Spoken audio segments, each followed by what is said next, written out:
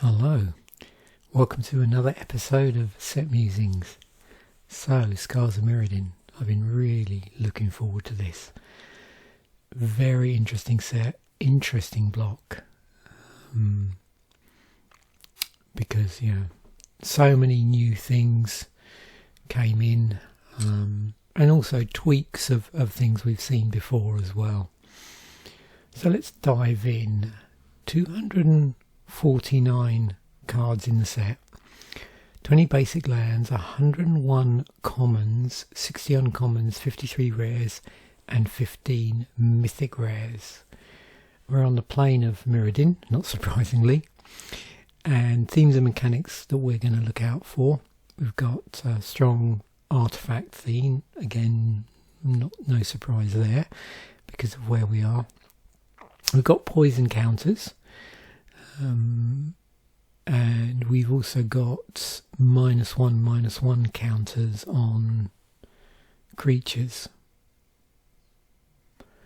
We've got, in terms of keywords and ability words, we have infect, we have proliferate, we have imprint, and we have metalcraft.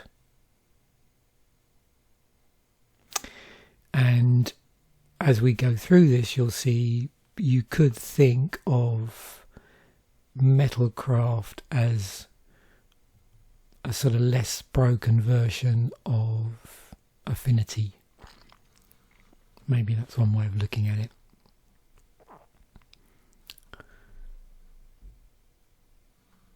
You can see we've got the expansion symbol.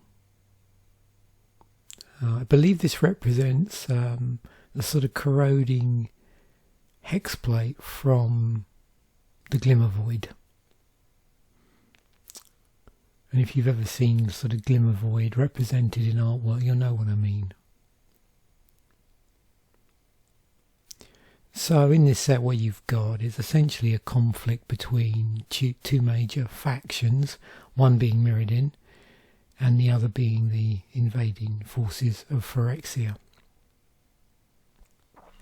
Rather conveniently for us, you will see that the set was watermarked on certain cards, so you could sort of see the distribution of the factions.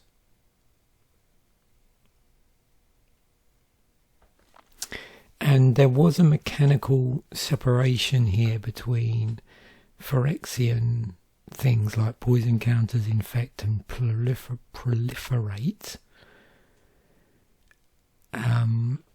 as opposed to more the Mirrodin side of things, which was imprint, indestructible, charge counters, metalcraft, those sort of things. But what was interesting is that those mechanics, keywords, ability things, to some degree, although they tended to gravitate around certain colours, as we moved through the set, those keywords, abilities, mechanics sort of moved laterally or were lateral across the colours. I suppose you could argue that as the set developed and Phyrexian forces took hold, that impact spread across the colour pie. But you might notice in this set the presence of either Mirrodin or Phyrexian. The balance may be slightly different in different colours, as opposed to like later in the sets. But again, that's something we'll keep out for. And you can see here, look, there's one with a Phyrexian symbol. But largely, until now, we start getting to black.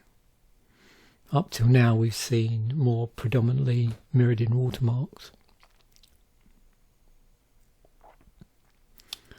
So at this point, we could sort of see what colours that those factions and by association, the keywords, abilities and mechanics are sort of gravitating around.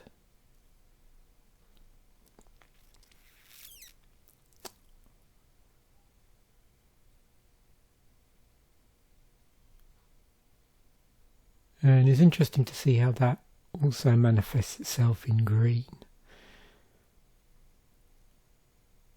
And then, of course, that's just the coloured spells. We then move, of course, into colourless artefacts.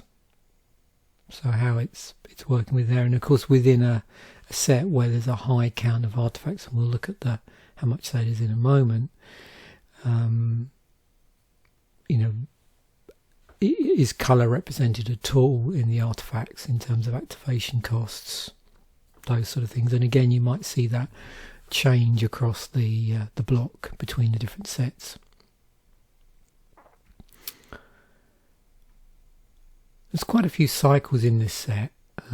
I notice as we move through the sets, the amount of cycles does decrease somewhat. I've also kept some of the slices that I've started using, and I'm going to use across multiple sets now because I find them an interesting way to sort of slice up, and those sort of slices are outside of slicing by the mechanics and the keywords and abilities, although I've obviously got those specific for the set. So first thing to just draw attention to is the number of reprints. We have 11 reprints in the set. A number of those are actually reprints of previous artifacts. So it looks like we have a cycle of reprints here in the form of the mirrors that generate coloured mana. We've also got Mindslaver in the set, it's a reprint. And then things like Arrest, Disperse, Trinket Mage, Bloodshot Trainee and Shatter. So it looks like they've pulled in a couple of things that have impact on artifacts, but then we've got like a bounce spell here and like a lockdown type spell, and then so remaining 218 cards are all new cards.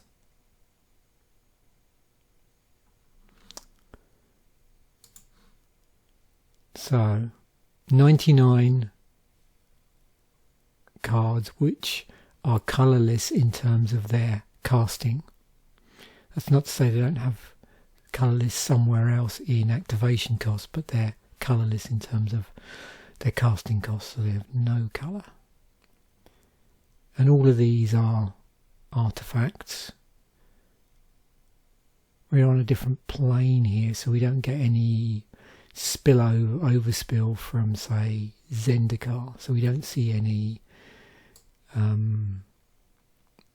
colourless items that are not artifacts of some description. So that's 99. We have 134 cards of a single colour.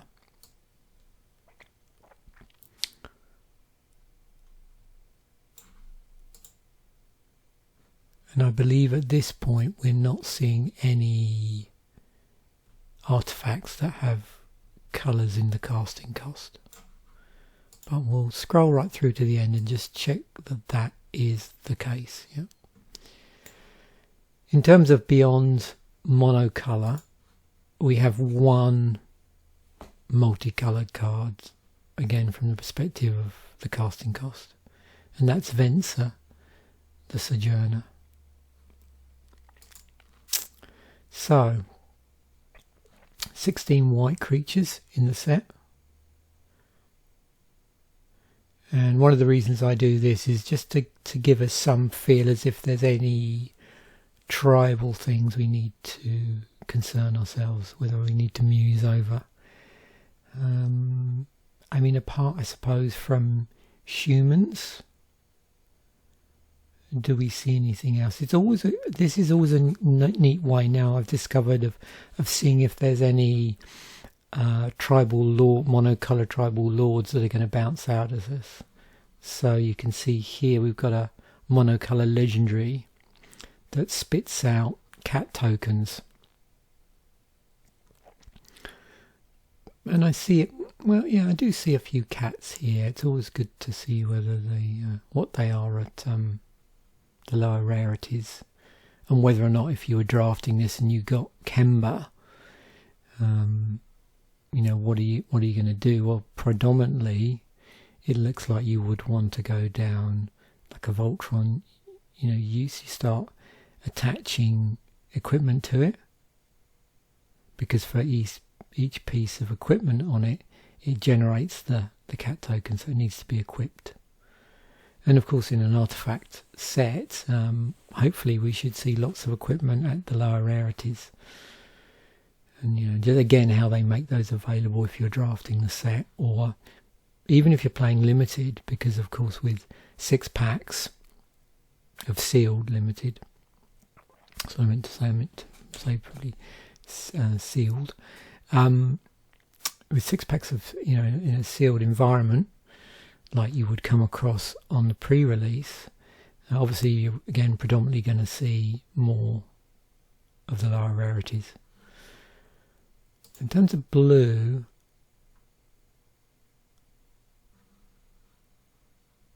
we've got one card here which is interesting, that does care about blue creatures. And you'll probably also see a link between blue and artifacts as well. Do I see a legendary in blue? I don't think so.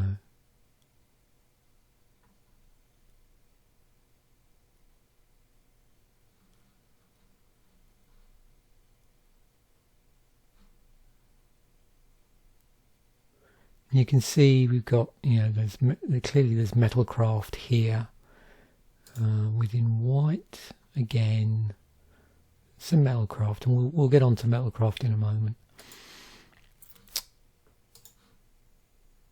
So into the black creatures, you can see we've got a lot of Infect going on. We'll have a look at Infect. We have an Ooze. And we do have Geth, which is doing a bit of graveyard shenanigans, as I like to say here.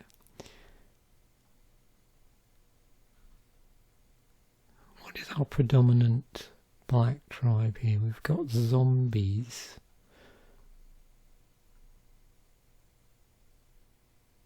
I don't see a lot of vampires here. Is there one? Yeah. Of course, Skitherix. Yeah, so outside of the creature types, then yeah, Infect definitely coming to the forefront here. With red,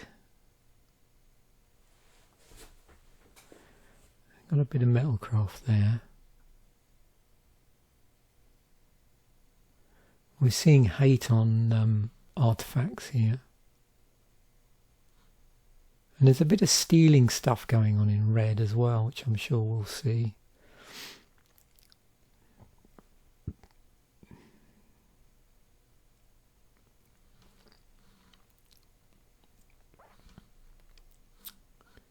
Are we seeing almost like a control element in red, maybe?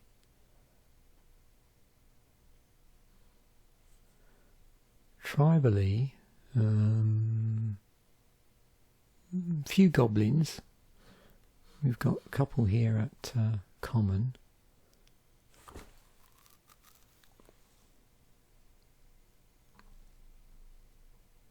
And then finally green. Well, it's elves clearly, and we've got Azuri and elves. Green's interesting. We've got Metalcraft and Infect going on.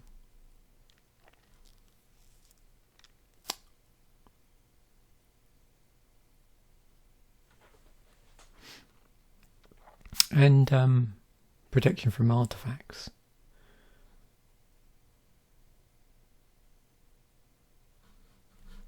It'll be interesting when we come to look at the intro decks, like how those pan out in terms of the colour pie, so I'm curious about that. I don't think I'm going to speculate too much at this point as to colour combinations that might work. I mean, already I'm looking at sort of red-green here and like green-black maybe. So I became interested in 7 or more casting cost spells since we did the Zendikar block and Rise of the Eldrazi particularly. So that's going to be a thing I'm going to slice through going forward, like large spells, and just see the set. Is there anything there that's, you know, 7 CMC or more, greater than 6 CMC? And you can see we've got 7 cards here: Engulfing Slagworm, Mere Battlesphere, Quicksilver Gargantuan, Razorfield Thresher, and I've sorted these in mana order. Scrapdiver Serpent, Legion of the Tangle, and Platinum Empyrean is our largest, which is 8 in there. You can see there's no white or black large CMC spells here, or very large CMC spells. Life total can't change. And what, 3 of these are Mythics. Okay. So artifacts, we're getting onto the broad themes in the set. 88 artifacts in here. So if I was to compare that against, so obviously the 99 here would include lands and a few other things.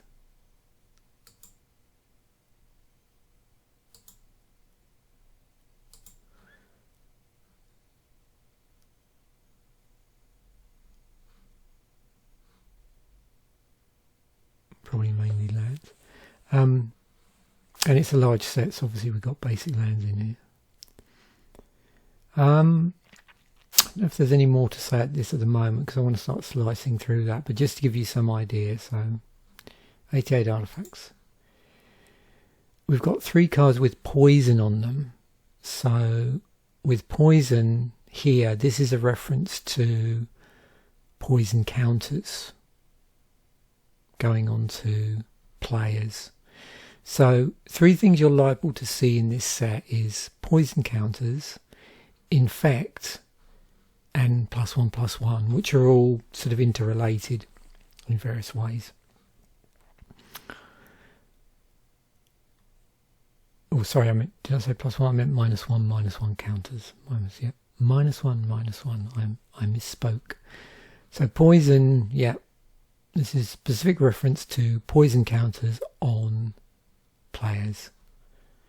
And once you get 10 or more than 10 poison counters, that player's out of the game. So, and we've got 25 cards that somewhere in the Oracle text, and that includes the reminder section, mention -1/-1 counters, either because of their infect cards or they're manipulating -1/-1 counters in some way. And we can see the difference here. So it's 25 in total. If we say, well, which of those also mention infect? So 18 cards, that -1/-1 reference is as a result of them having infect, basically. But also, just to contrast with that, 7 of those are as a result of them manipulating -1/-1 counters or placing them, rather than as a result of damage. There. So again, interesting sort of differentiation between, you know, the two and how they appear. So yeah, 19 cards which have infect on them. And with infect, this creature deals damage to creatures in the form of -1/-1 counters and to the players in the form of poison counters. So just reminding you as well that if it's against a player, the damage is done, then that manifests itself in a poison counter. If it's a creature, it's a -1/-1. And it's a counter. And we've got proliferate. So obviously, interestingly, this is going to interact with counters and -1/-1 counters. So we've got 6 cards which proliferate in some manner. And again, you know, in terms of playing multiple colours, that's going to be interesting in terms of, you know, you might choose to go down a colour which has proliferate and team that up with your poison stuff, with your infect stuff. And you can see here, proliferate in this set is all in blue, or it's on artifacts. But the nice thing is with the presence of artifacts is you could then still play this in a monocolour infect deck, because none of these have coloured activation costs on them. Imprint. So with imprint, and it's worded a number of different ways depending on what's going on in terms of what's it's actually imprinting.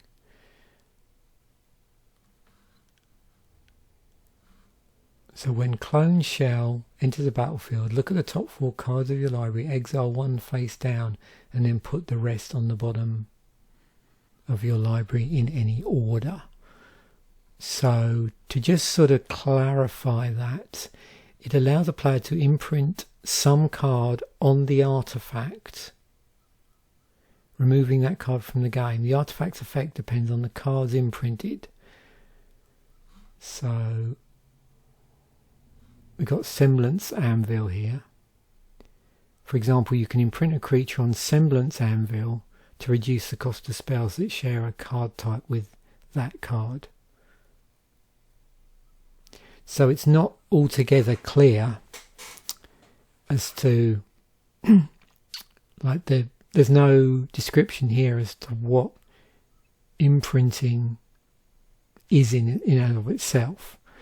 What you'll find here is that each one of these act on a card that, in effect, removes the card from the game. So they all exile a card in some way. Okay. What then happens is that card that they've exiled is then imprinted. And from there, so down here you can see that's sort of the result of that imprint there.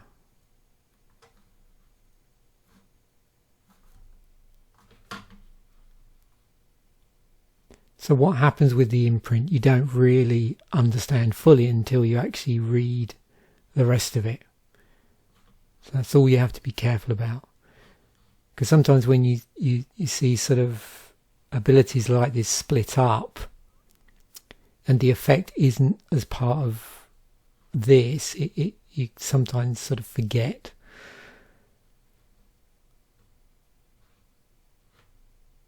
So there you can see there's the imprinted effect, if you like. And we've got Metalcraft, so you'll see here the key thing is it's 3 artifacts or more. So it's not just a case of having an artifact that triggers the Metalcraft effect, it's 3 or more artifacts. And again, the sort of effect you get once you hit that Metalcraft threshold is different on different cards.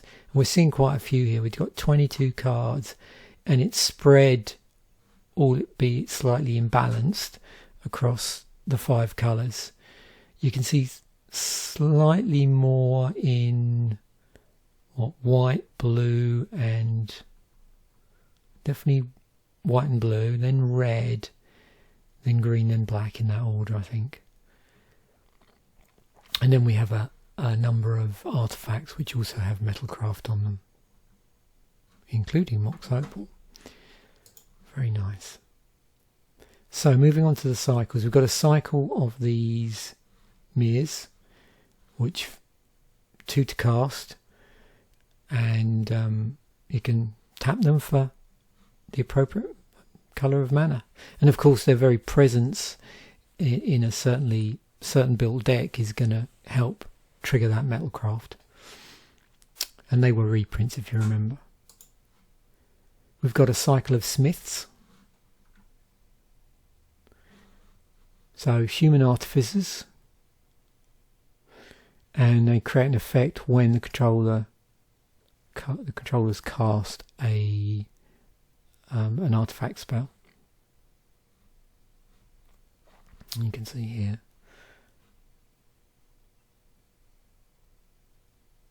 Some of them have some sort of additional cost there.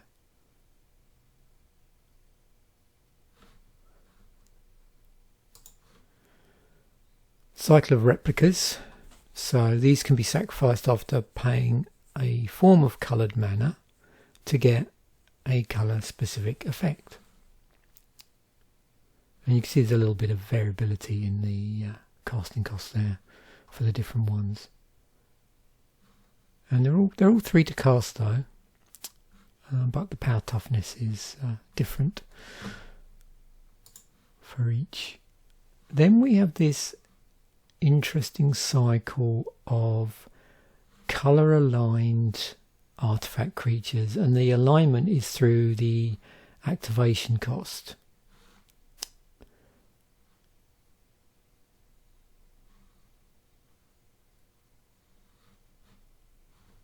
And that's it, just 1 mana of one of the 5 colours.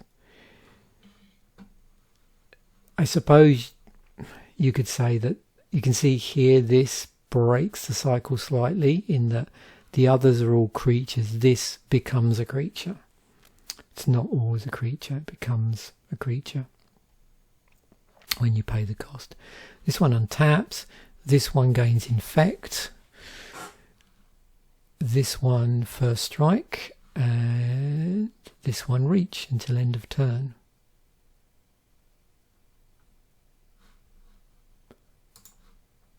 All the spell bombs.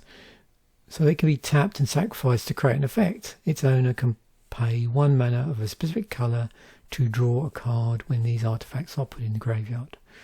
So you get a replacement card if you're willing to pay the particular mana, and you can see 1 of each of the colours. And then some of these there is a cost before you sack it, but some there isn't. And the effect is different on each, although of course you can see them coming because they're on the battlefield. So then we have a cycle of trigons. So this is a series of artifacts which enter the battlefield with 3 charge counters on them, have an ability which costs 2 coloured mana, and tapping the artifact to add another charge counter, and an ability related to that colour which can be used with a colourless activation cost, and tapping and removing a counter. So you have a means to put counters on. It already has counters on it, but you do have a means to put counters on, all of which are 2 of a certain colour, and then there's 2 colours and tap it to remove a counter to get an effect. Of course, also because we're using counters, Proliferate is going to interact with these.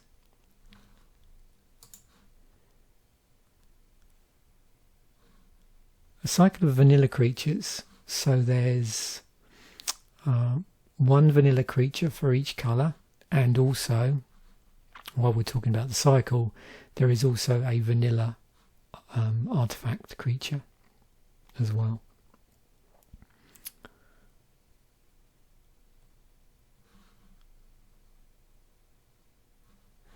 Yeah, the sort of casting costs are all over the place.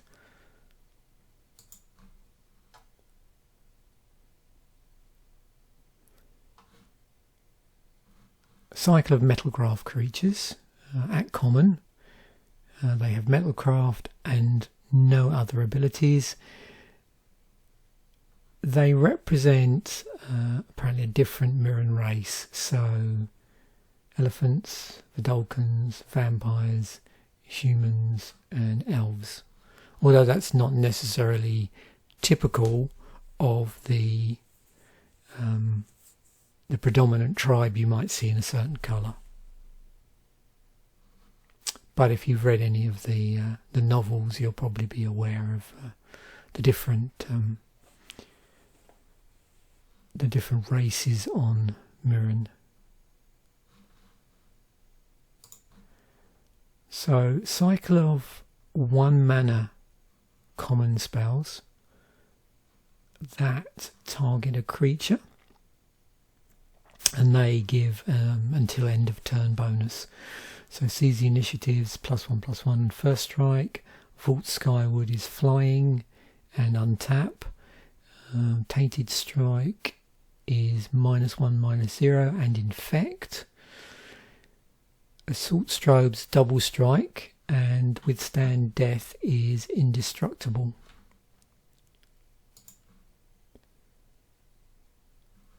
A cycle of tap lands.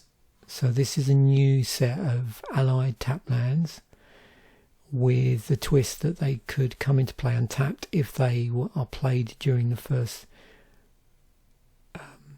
sort of the first few turns of the game. So it's dependent on how many lands in total you control. So it enters the battlefield tapped unless you control 2 or fewer other lands. So if you're lucky enough to get these in your opening hand or after the first draw, then yeah, you can play these out untapped. Seachrome Coast, Dark Slick Shores, Black Cleave Cliffs. It's a bit of a tongue twister. Copperfield. It's David Copperfield. Copperline Gorge and Razor Verge Thicket. They've all got pretty gnarly artwork on them. It's going to be interesting when we look at the lands, actually, the basic lands. And those are allied. It's always interesting to me how they deal with, not making dual lands like original dual lands. So having various conditional tapping on them, or, having ways of dialing them back in some way under certain conditions. Oh, the towers. Yeah, I wanted to show you all of these. So in original Mirrodin, there were 4 towers. Tower of Champions, Eons, Fortunes and Murmurs. And you can see they're all 4 to cast, and they had a pretty dramatic effect involving paying 8 colourless to activate the ability. Now, on the plus side, that ability doesn't force you to sack the artifact, but it's a pretty heavy investment. And so to complete the cycle, we have the Tower of Calamities. So this deals 12 damage to target creature. So that's the one that's in the set. The other are all from original Mirrodin. And they all had some affiliation with a certain colour. So Tower of Eons was white. You can see that's life gain. Tower of Fortunes was blue. Excuse me, my voice is going here a bit. Tower of Fortunes was blue, which was draw 4 cards. Tower of Murmurs is black. and that's a mill effect here. But you can target anybody, you can target yourself. The green one, Tower of Champions, is a pump, +6/+6, and the missing one, the one that was in Scars of Mirrodin, this set, is the red one. We got 12 damage to a target creature.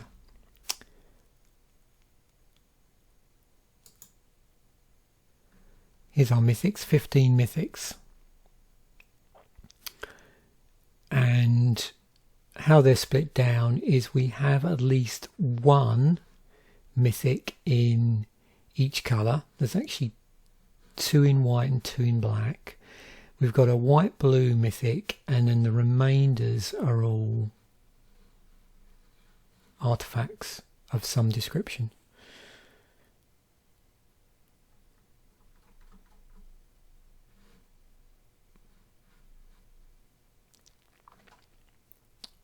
You can sort of get a feel for the sort of things that are ending up as mythics now. Now we've seen several iterations of mythic rares. Seems to be either some like ridiculous effect or some unique effect that might go to you. Oh, there you go. Have a play with this. Have a build around this. See where you end up. But most of the, a lot of these pretty game changing, or can be. Here's all of our lovely basic lands. You see, very spiky.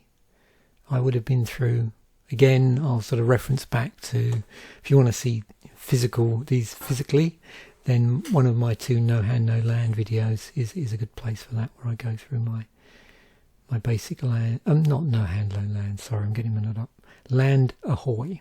So my Land Ahoy videos, that's Land Ahoy videos.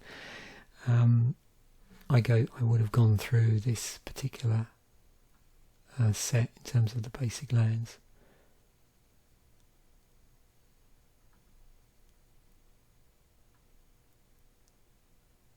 Nice. Very spiky. These are the remaining non-basics, which you've seen these, and so the only one we haven't seen yet is Glimmer Post, which was actually at common. So when it enters the battlefield, you gain 1 life for each locus, and it's a locus on the battlefield. Tap, add colourless to your mana pool. So obviously very useful in an artifacts set. This is the bit I was talking about, you can see here with these hexagonal images.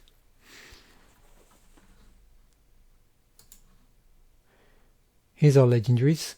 Again, I'm sort of grouping both legendaries that are legendary because they're planeswalkers, and also legendaries because they're legendary creatures. So in terms of planeswalkers, we've got 1, 2, 3, a white and a red one, as Elspeth, Koth, and then the white-blue Vensa one. In terms of legendary creatures, we've got 1 in white, 2 in black, no legendary creatures in red, 1 in green, and then other legendaries, we've got a legendary artifact in the form of Mindslaver, and also Mox Opal as well.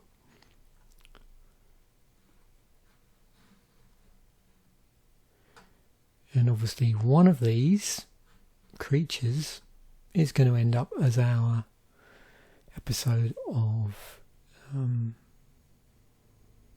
Commander Durdle. And you'll see in a moment.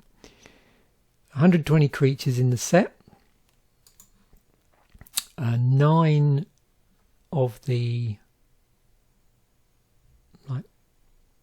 regular enchantments, pure enchantments, doing a number of different things that enchantments do. So we've got across the board pump spell here, across the board double strike lifelink,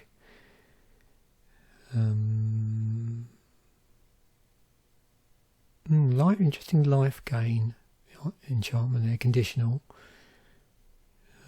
Conditional bounce. Oh, this thing. So proliferate whenever you cast a spell. You can see here a lot of these triggering off spell casting, rather than necessarily specific creatures or stuff like that. It's 5 life.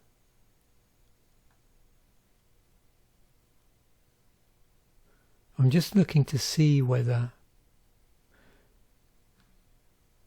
if a creature you control is put in spells. So I'm looking for a pattern here.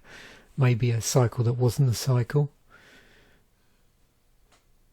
Like a, either a cast, trigger on cast or trigger on ETB. But I don't think I see that. No, it's not a consistent template. But sometimes it's interesting to see that thing, cycles that might have been, for want of a better word. Okay. Again, not really equally distributed across the colour pie either there.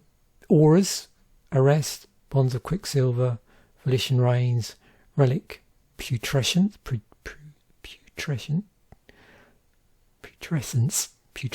think that is, yeah. So we've got 2 do creatures, 1 does a permanent and 1 does an artifact. Ooh. I always like these. Stealing stuff.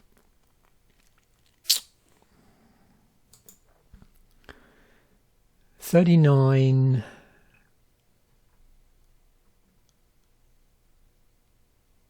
creature artifacts here. And you can see quite a few of them engage some way in the colour pie through activation, or these earlier ones at least, either generating mana or activation. But then we get a run where clearly there's no additional colour identity here. Palladium is interesting. It generates 2 colourless mana. My friend Steel Hellkite, I love this card. There's another card there with the hexagonal images on them. Does remind me of bees.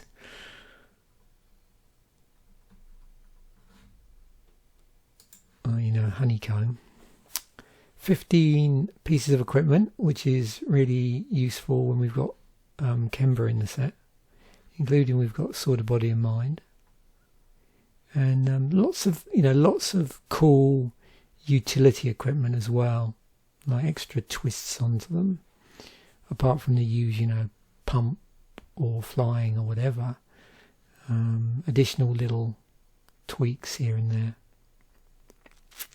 And other sort of conditional happenings.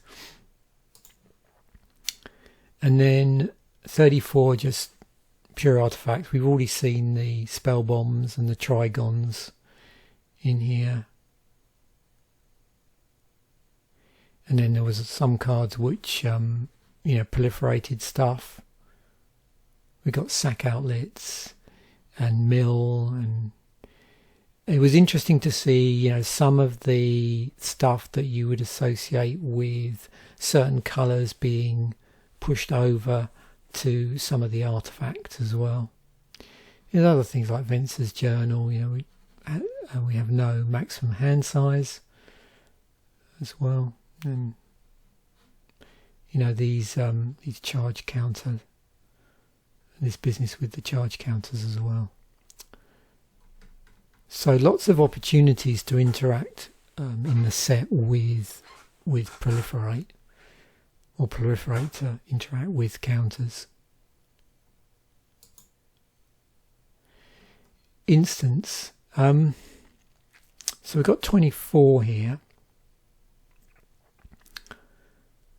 and just scrolling through, you can sort of see the usual things that are coming up. However, what you're also going to see is maybe certain things that either riff off of or interact or play to the set themes. So we have, you know, an instant with Metalcraft on it, alongside the usual stuff like, you know, nerfing, attacking or defending creatures in white, you know, or just basically removing them outright, or getting the opponent to sacrifice them, you know, tapping down under certain conditions, pumping things, damage prevention, life gain, and then in blue you've got counter spells, card draw sort of stapled together with proliferate, counter spells stapled with Metalcraft, countering target spells that target other spells, yeah, these sort of things.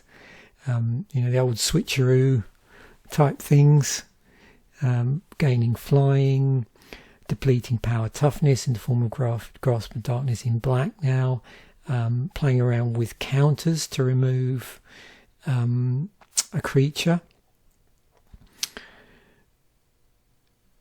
giving a creature infect, and then we've got direct damage in red at instant speed. We've got artifact removal, life gain in green, tokens in green, artifact enchantment removal in green, protection from artifacts stapled to card draw, indestructible, scalable pump, and then these the sort of spells you see in green where it does damage as a result of a creature, so either luring a creature, or in this case, you know, I wanted to use the word extrapolating here, but yeah, basically conditionally on power, so taking a creature's power and then doing that power as damage to another creature. So that, you know, that's how you often see removal try and manifest itself in green. Then we've got instants, so a way of exiling artifacts or enchantments, and revoke existence in white. Then we've got a blue card that cares about artifacts, and the effect is you know, according to that. I hasten to use the word affinity here, but again, you know what I mean. In sanguinary, interesting, you know, again in black sorcery speed, you're seeing like life depletion, creature destruction, but that's conditional. These are always interesting in black. So targeted removal of a particular card wherever it might be. So, you know, basically combo disruption or threat disruption, removing bombs, that sort of thing. Discard various flavors, I think, here of damage spells, and so we've got that double strike spell here, we've got tokens here, land destruction, Metalcraft combined up with damage and conditional on number of cards drawn, and the effect itself, which draws cards based on the number of cards in the hand. Yeah, those interesting, you know, cross conditions, if you like. Direct damage and also equipment destruction stapled together. And this is interesting. So we've got Genesis Wave in the set. Reveal the top X cards from your library. You may put any number of permanent cards with converted mana cost X or less from among them onto the battlefield. Then put all cards revealed this way that weren't put onto the battlefield into your graveyard. That's why I love green. It's got some cool graveyard interactions.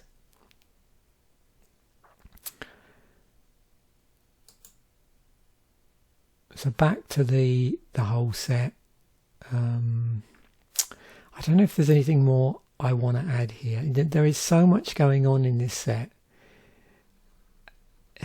and even slicing through the different types of cards in terms of like color identity, and the cycles and the mechanics and abilities and keywords, doesn't do it justice. There's just so many other conditional things that you see come out in a large set, because the set's going to be played alongside other smaller sets in the block, and as a consequence you need utility in here that isn't going to be supplied necessarily from those smaller sets. That's the way I tend to think of it. And things like here, which I didn't really mention, but being equipped. Let me see if I can do this quickly, because that was the thing in the set. So I'm just trying to think of the best way on the fly of screening this out. If I just use equip, it's probably going to show me a lot of, actually not as bad as I thought. So yeah, there's my equipment. I was worried about being swamped by this, but that's all down the bottom. So there you go. That gives you a bit of a better idea what, beyond the equipment that would say equip,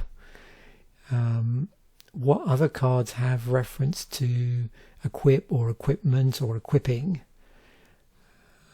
in some way, or destroying equipment.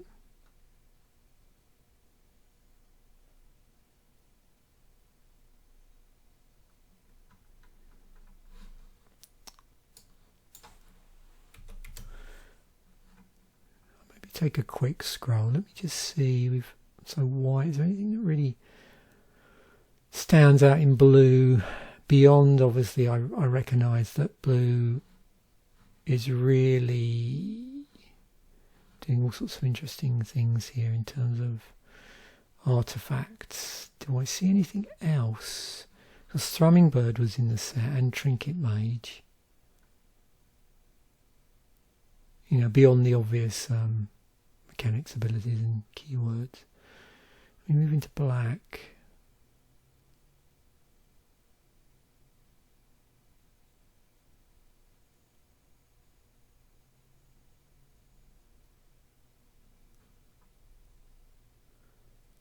And then red.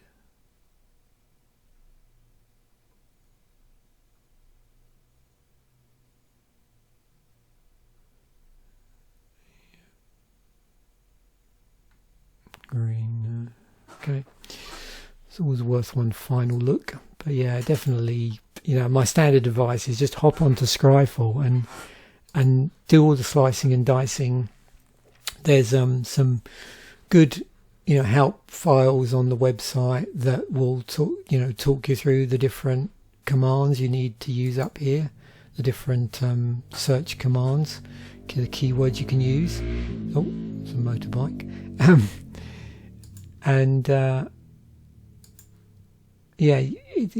You can just waste hours, as I often do, or just setting these episodes up, just slicing and dicing through and seeing what comes out. You might notice the card and go, oh, look, interesting, I'll do an Oracle search on that across the whole set, and stuff just bounces out. Okay, most expensive card in the set. This is good to know, $66. So you'll see why on Friday. It was a bit of a giveaway. A bit of a Friday spoiler there. Yeah, so when I come to do the artwork video, keep your eyes open for this fella. I don't believe I have a Wormcall engine. It's $25, so quite a big drop there between the two. And again, no surprise, the dual lands, the allied tap lands, putting in an appearance for the more expensive cards of the set. 24. So I suspect we're going to see Skitherix, of course. $15. Sword of Body and Mind. 15. Try and keep focus on this because From the Vault Relics is just below it. There's obviously been some special reprints as well. That was in Double Masters. Yeah, these have never been reprinted, have they? Interesting. Oh, this Contagion engine. Yeah. So you're probably going to see there's a number of Proliferate cards and various other things here that have never been, or possibly never been reprinted. And as a consequence, might be on the higher side.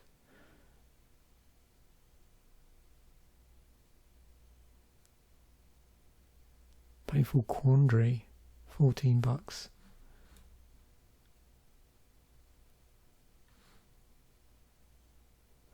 Whenever an opponent casts a spell, that player uses 5 on. Discards a card. Interesting.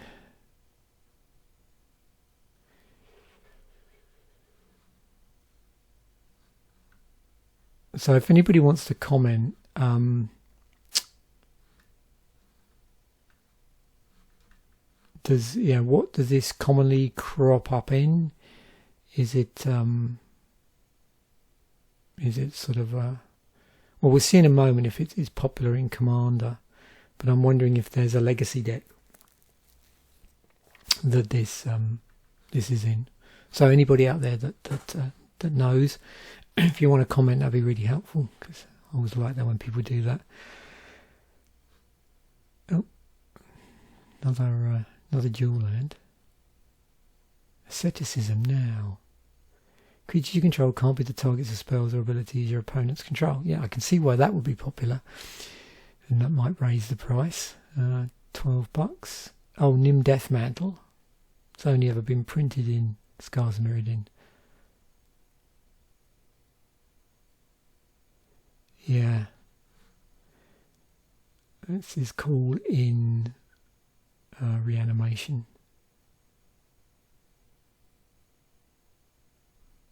And of course, because it's colourless, any colour of Reanimation deck you like. Although if you're playing Zombie Tribal, then even better. Now there's Vensa. So that's our first. Is that our first Planeswalker to? That's about, yeah. That's all we've seen so far. That's above $10. Okay. So Vensa is the expensive Planeswalker of the set at $11. It's also in that dual deck as well as alternative art. Oh, and then we get Elspeth. So this flavour of Elspeth, only ever in Scars of Mirrodin. Oh, and there's Genesis Wave. So that we're now below the $10 cutoff. Oh, and of course it's Exsanguinate. Yep, okay. So, moving on to here. Oh, yeah.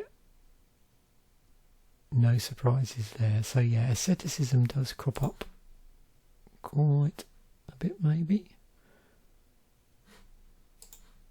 Let's see. It's a few decks. Against the number in the database, not a lot, but anyway.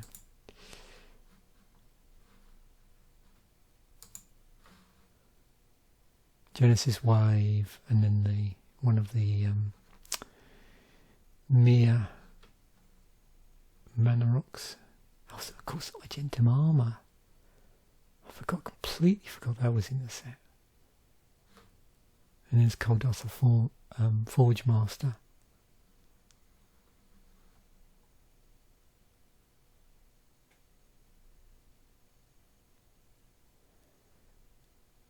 Yeah, this is... Wow. So, yeah. From an EDH ranking point of view, EDH direct ranking point of view, Mox Opal, Exsanguinate, yeah, why wouldn't you play this in black? Steel Hellkite, Mill Battersfield. We got played in Mir, One Call Engine, Trinket Mage, Mimic Vat, of course, was in the set with imprint on it. Wow.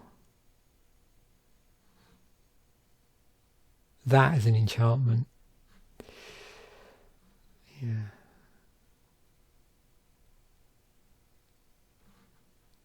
And Azuri. Okay. Oh, this is great. I just don't want to stop. I better though, because we're probably coming up to the hour easily. Maybe even exceeded it, I suspect. So 5 intro packs. Let me just go down.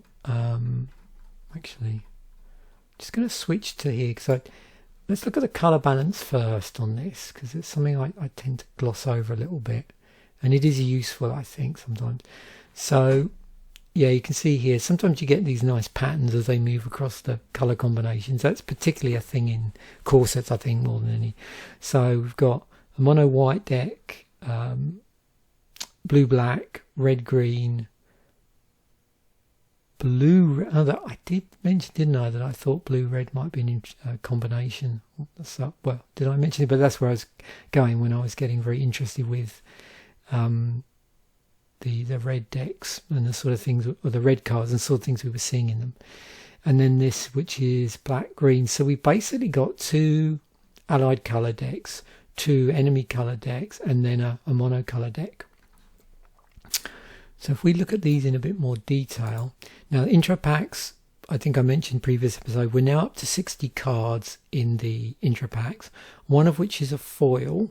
So it's not 61, it's well, like, the previous one was 41 and the 41st was the foil. This is 60, exactly 60 cards. So yep, now you can play the deck in F&M if you really wanted to without needing to add any additional cards. And it does have 1 booster pack. They didn't change that booster count until I think it was M13 was when that was changed. So Death Spread, blue-black, with Proliferate and -1/-1 counters. It's got Carniflex Demon and Contagion Engine in it. Then we've got Metalcraft deck, which was red-blue, and predominantly featuring the ability of the same name, so red-blue Metalcraft. And we have Argent Sphinx and Etched Champion in here. Then Mirror of Mirrodin, which was a white deck centered around artifacts and specifically mirrors. Now, I don't think they then tried to do anything clever in terms of leverage. Did they leverage anything here? I don't think they did. Now I'm thinking, did they use any of the mirrors that generate certain colours of mana, maybe to include cards with coloured activation costs, but beyond white? But no, it was all either the mirror that generates white mana or the colourless mirrors. So we had Sunblast Angel in here and Mirror Battlesphere. Phyrexian Poison, which was black-green and centred around Infect, so no surprise there. So Putrefax and Hand of the Praetors. And then Relic Breaker, which was a red-green deck with anti-artifact. And again, that's probably something we did notice. There was a lot of hate on artifacts in red and green in this set. So we've got Horde Smelter Dragon and Asceticism as the rares. So, in terms of the Commander Fodder, episodes, I'm planning on now releasing them on Tuesdays instead of Wednesdays, because Wednesday is the day that I do the kitchen table coder episodes, where I'm currently doing Rust. Interestingly enough, that's rather unintentional that we're looking at an artifact set. So yeah, so as a consequence, I've moved the Commander Durdle episode to a Tuesday. Yeah, Commander Durdle to a Tuesday. I keep sometimes accidentally saying Commander Fodder, which was an earlier series, but Commander Durdle goes to Tuesday and coding is on Wednesday. So what do we have to look forward to tomorrow on Tuesday? Well, in terms of the card pool, as you can see here, if I was to sort by rarity, it might make it a little bit clearer in terms of what I had open I could choose. Well, seeing as in here the only creature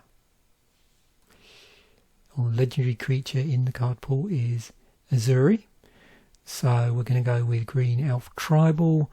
I might, because of a number of like colourless cards in this deck and a number of green cards, add an Infect twist, so it might be Infectious Elf Tribal, but I'm not sure whether I can pull that off, and it's really dependent on what I get guided obviously by the algorithm in here as to in terms of you know where to go.